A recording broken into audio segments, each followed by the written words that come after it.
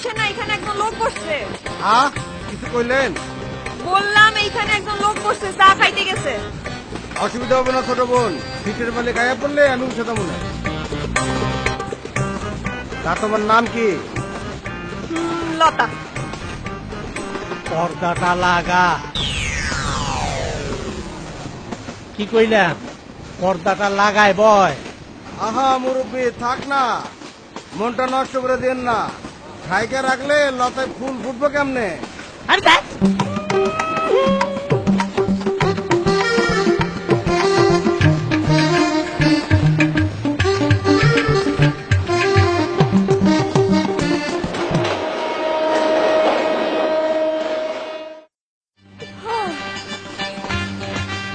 আমার মুখ দিয়ে আমি কথা কমু না। আমি ট্রেন থেকে নামবো, আমি চা খামু, আবার ট্রেনে উঠবো, এটা তো আমার অধিকার। এটা আমার স্বাধীনতা না। হ্যাঁ, আমাকে কিছু বললেন? না না, আপনার দাদারে গেছি। উনি আমার দাদা না, উনি আমার বাবা। এই! করবি? আর ভাই, আপনি এত গায়ে বুঝা কথা কইতেছেন কেন?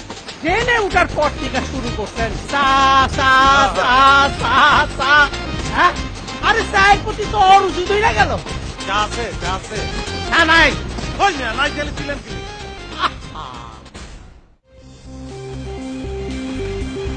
আপা সরেন তো, আমি একটু বাইরে।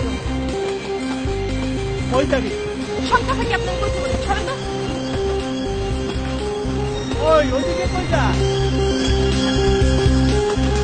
মুরব্বী, আপনার মায়াটা কিন্তু লক্ষ্মী আছে, ভিতরে কোনো প্যাগোস নাই।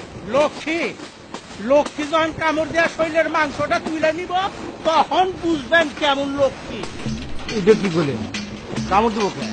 সি দুকলে দিব না। ও বুঝছি, মাথায় সিজা ফেলি। না সিট নাই, সিটের দরকারও না, এমনিতেই অনেক পয়সা আছে। না মুরব্বী, আইন করেন না। তাহলে কেসটা কি? কিসের কেস? এইখানে আবার কেস আসলো পত্রিকা। তাহলে এমন হলো কেন? মা সারা পোলা বাইন্ডা এমনই হয়। কেন, মায়ের কি হয়েছে? পাইতা নাই? আছে তয় আমার লগে নাই, আরেকজনের লগে থাকে। এইটা আবার কি হনালেন মুরব্বী? এমন হলো কেমনে? বেশি বয়সে বিয়া করলে এমন হয়।